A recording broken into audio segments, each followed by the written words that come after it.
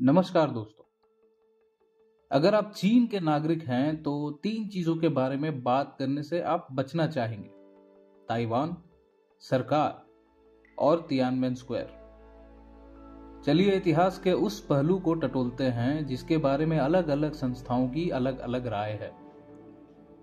यह कहानी है चीन के तियानमेन स्क्वायर की, जिसके बारे में बात करने से चीन की सरकार और चीन के लोग बचते हैं।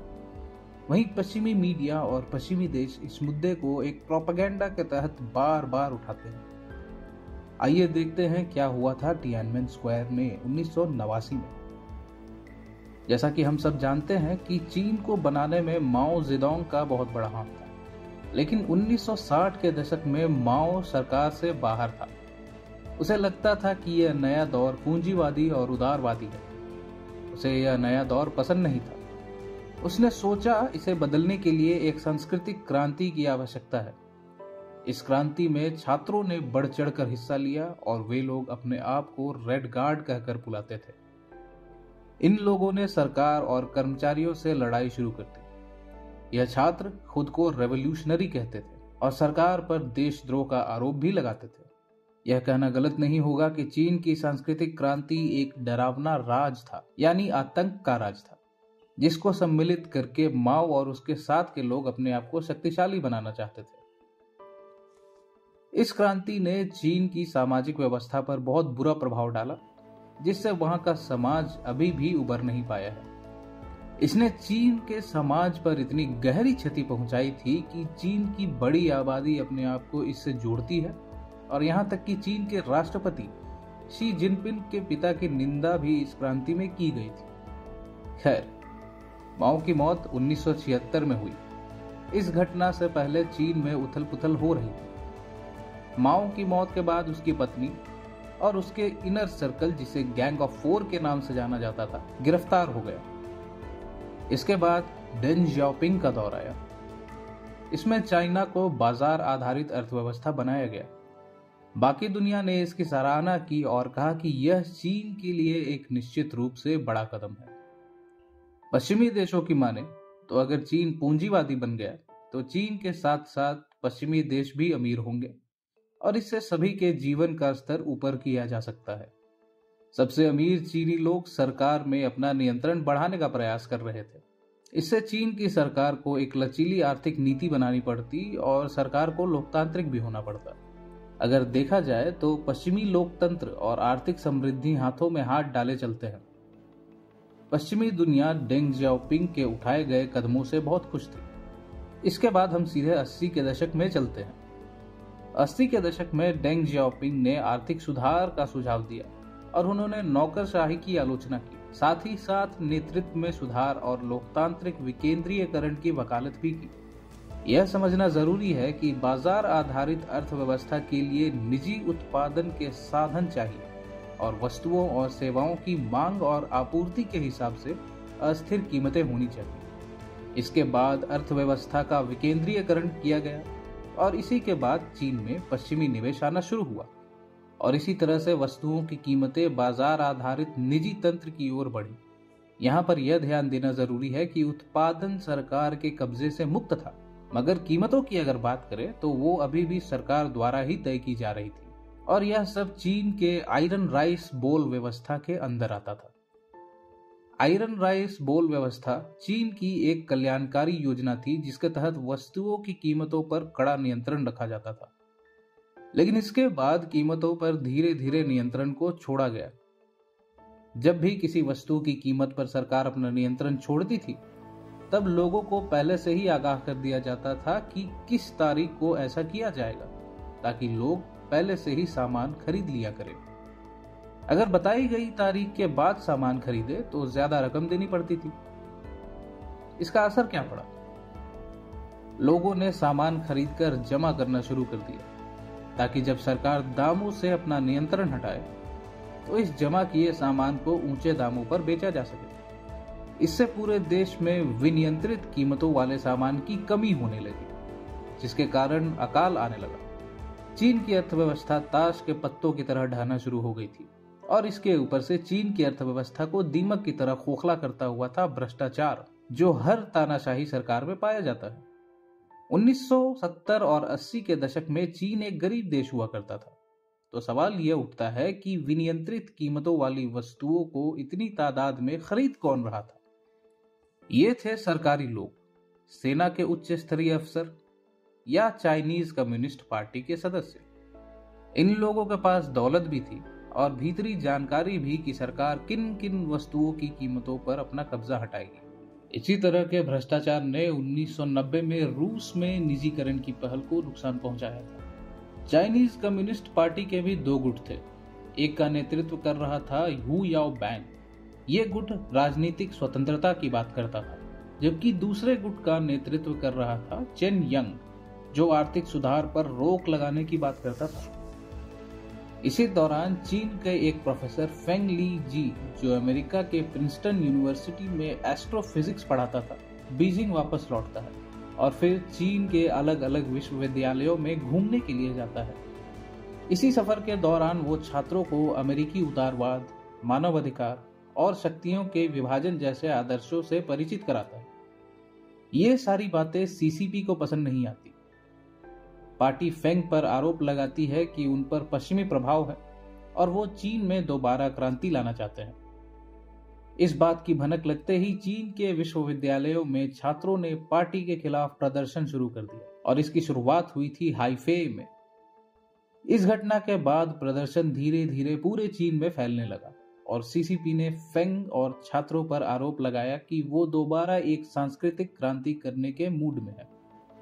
1987 की जनवरी में हु याओबैंग पार्टी के महासचिव पद से इस्तीफा दे देता है। दूसरी तरफ सीसीपी का नेता जाओ जियोंग एक भाषण में चीनी लोगों से अनुरोध करता है कि वो चीन को समाजवाद की तरफ बढ़ाए, लेकिन चीन के संस्कृति को साथ में लेकर चले। इस भाषण के बाद उसे सीसीपी का महासचिव बना दिया जाता है। 1989 में हु याओबैंग की दिल का दौरा पड़ने की वजह से मौत हो जाती है। छात्रों को लगता है कि यह सीसीपी की साजिश है और चीन में दोबारा से धरना प्रदर्शन शुरू हो जाता है। शुरू में तो इस प्रदर्शन का कोई निश्चित लक्ष्य नहीं था, लेकिन बाद में यह एक राजनीतिक संघर्ष बन गया और छात्रों ने राजनीतिक सुधार की मांग करना शुरू कर दिया। 15 अप्रैल को छात्रों की भीड़ तियानमेन स्क्वायर की पीपल्स हीरोज स्मारक के पास जमा हुई। इसी दिन पेकिंग और चिंगहुआ यूनिवर्सिटी में भी प्रदर्शन शुरू हुए। 16 अप्रैल को छात्र शीयान और शंघाई में जुड़ना शुरू हो गए थे। 17 अप्रैल को China university of political science and law में भी छात्र प्रदर्शन शुरू हो गए थे और यहां से तियानमेन स्क्वायर तक छात्र रैली निकाली गई, लेकिन यहां पुलिस ने अहिंसात्मक तरीके से भीड़ को हटा दिया। इसी दिन पीकेयू के भी छात्र तियानमेन स्क्वायर की ओर बढ़े और रास्ते में शिंगहुआ यूनिवर्सिटी के 1000 छात्र इस रैली में जुड़े। तियानमेन स्क्वायर पर जमा होकर छात्रों ने सरकार से मांगे करना शुरू किया।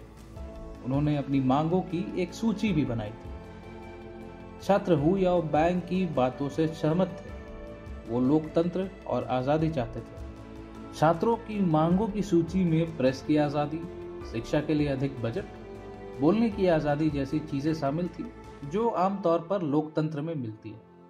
18 अप्रैल को तियानमेन स्क्वायर में और भी ज्यादा छात्र जमा हो गए और उन्होंने सीसीपी पार्टी से उच्च स्तरीय बैठक की मांग की। पुलिस के द्वारा रोके जाने पर उन्होंने वहीं पर बैठकर धरना दे दिया। 20 अप्रैल होते होते ज्यादातर छात्र वापस लौट गए, लेकिन वहां बचे कुचे छात्रों में से 200 छात्रों पर पुलिस ने डंडे की बरसात कर दी। इसकी खबर लगते ही छात्रों ने दोबारा तियानमेन स्क्वायर पर जमा होकर प्रदर्शन करना शुरू कर दिया। 22 अप्रैल को हु याओबैंग का फ्यूनरल मनाया गया और इसके लिए तियानमेन स्क्वायर में छात्रों की भारी भीड़ आ धमकी। इसी बीच छात्र नेताओं ने प्रीमियर ली पेंग से मिलने की गुजारिश की, मगर उसने ऐसा करने से मना कर दिया। इसके विरोध में शीयान और सोंगशा में दंगे शुरू हो गए और इसमें काफी लूटपाट मचाई गई। 23 अप्रैल को छात्रों ने बीजिंग स्टूडेंट्स ऑटोनॉमस फेडरेशन का गठन किया, जिसे द यूनियन के नाम से भी जाना जाता है। छात्रों ने इसका अध्यक्ष जाओ युनजुन को बनाया और उसके द्वारा पूरे देश भर के छात्रों से अपने विश्वविद्यालयों का बहिष्कार करने का अनुरोध किया गया। 23 अप्रैल को ही जनरल सेक्रेटरी जाओ जियांग उत्तरी कोरिया रवाना हो गया और उसने ली पेंग को इंचार्ज बनाया।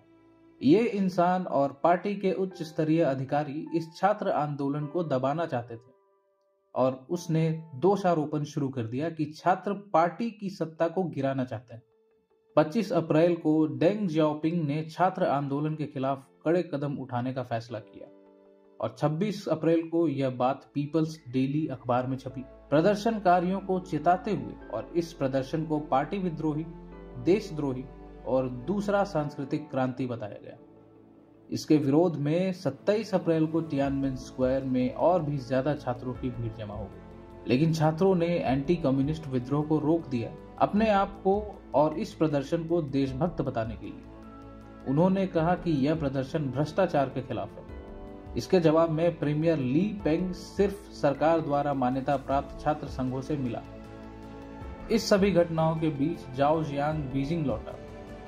उसे लग रहा था कि पार्टी नेतृत्व ने गलती कर दी है और पार्टी को छात्रों को नाराज नहीं करना चाहिए। जाओ जियांग का मानना था कि पार्टी फिजूल में ही छात्रों से भिड़ रही है और इस छात्र प्रदर्शन को एक सकारात्मक दृष्टिकोण से देखना चाहिए।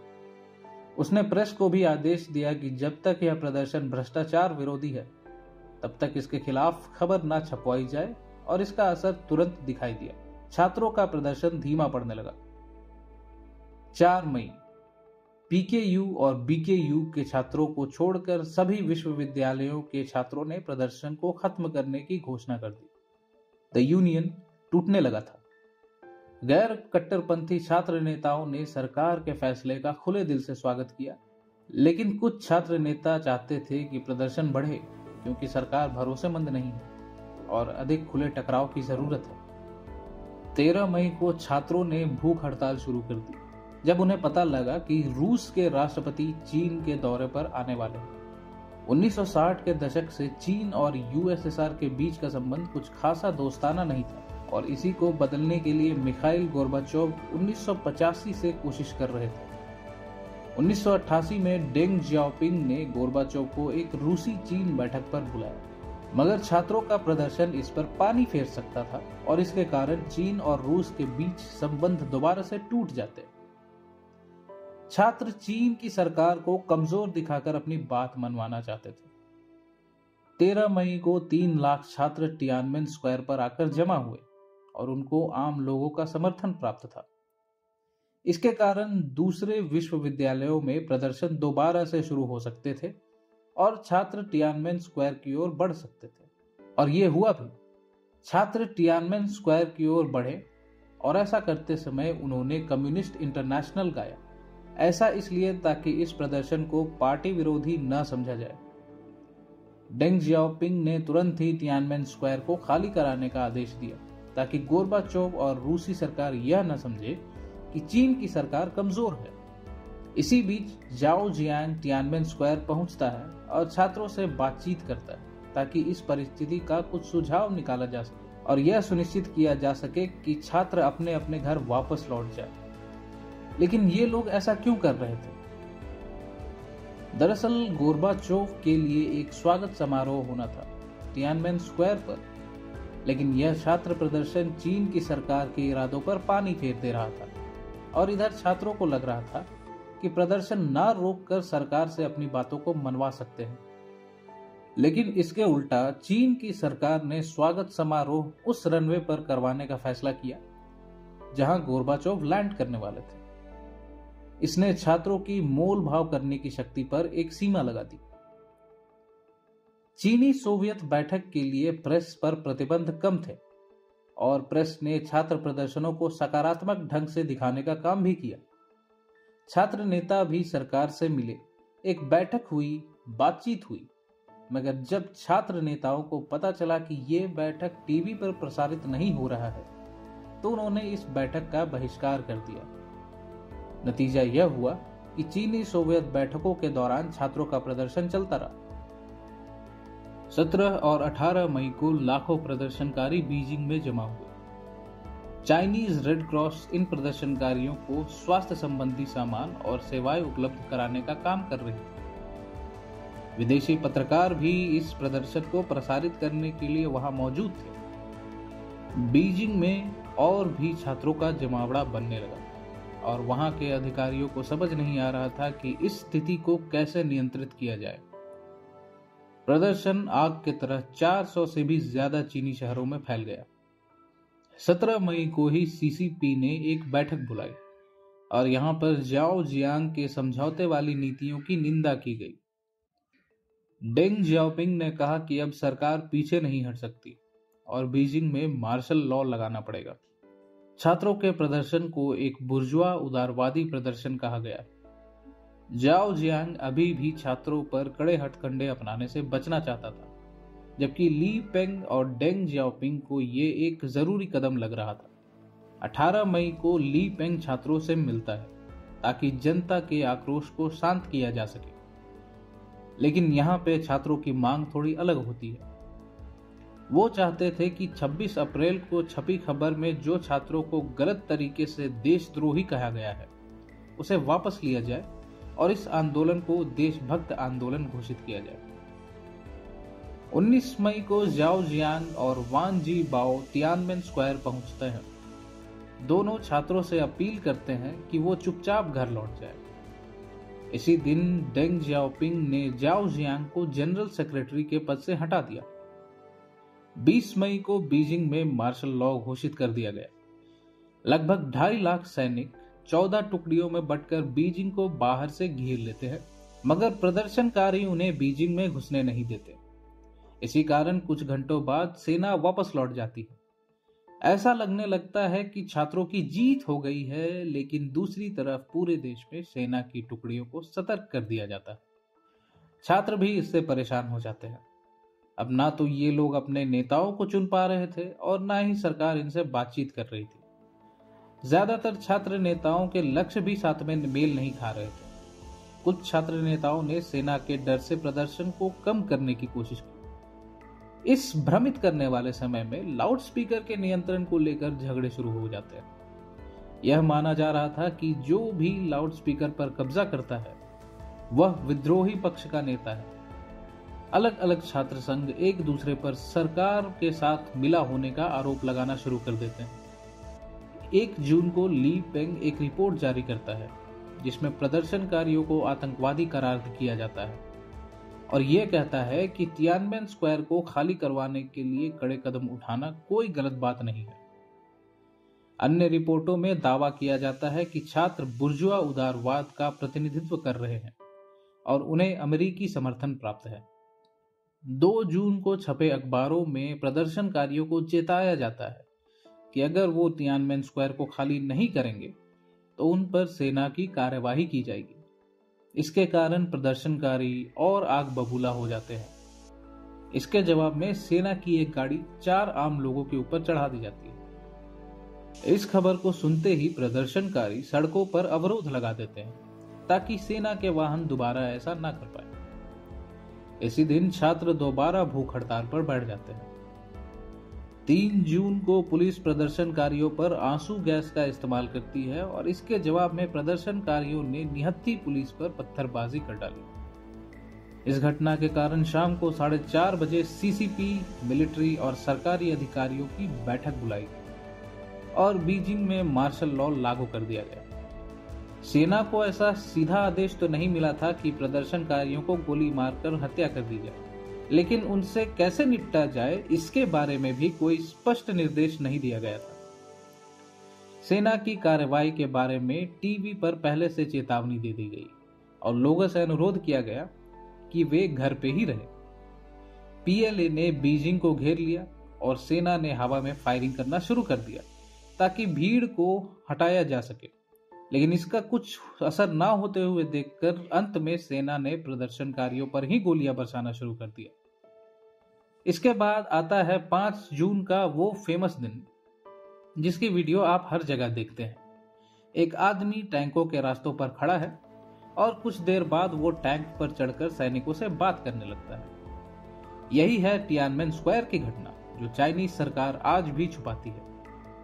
चीन की सरकार कहती है कि इस घटना में 300 लोग हताहत हुए थे, लेकिन अन्य स्रोत जैसे चाइनीज रेड क्रॉस इस आंकड़े को 2600 बताती है, जबकि स्वीडन के राजदूत जो उस समय वहां मौजूद थे कहते हैं कि लगभग 2700 लोग मारे गए थे। वहीं न्यूयॉर्क टाइम्स के पत्रकार निकोलस डी क्रिस्टोफ इस आंकड़े को 400 से 800 के बीच में आंकते हैं और बीजिंग के अस्पतालों की माने तो यह आंकड़ा 450 से 920 तक हो सकता है। चीन की सरकार आज तक इस घटना के बारे में पूरी जानकारी नहीं देती और ऐसा लगता है कि इस घटना के बारे में जानकारी को छुपाने की कोशिश की जा रही है। हालांकि पश्चिमी मीडिया इस घटना को कुछ ज्यादा ही पसंद करती है, वो लोग कुछ अलग ही जानकारी देते हैं। लेकिन यह जानना जरूरी है कि यह घटना हुई थी और चीन की जनता की यादों में शायद आज तक इसके गहरे घाव बने हुए हैं। आखिर कोई सरकार अपने छात्रों के साथ ऐसा कैसे कर सकती है, यह सोचकर ही दिमाग सन्न रह जाता है। आप इस घटना के बारे में क्या सोचते हैं, हमें कमेंट करके जरूर बताएं। और इसी के साथ इस वीडियो में इतना ही, विदा लेंगे आपसे। धन्यवाद।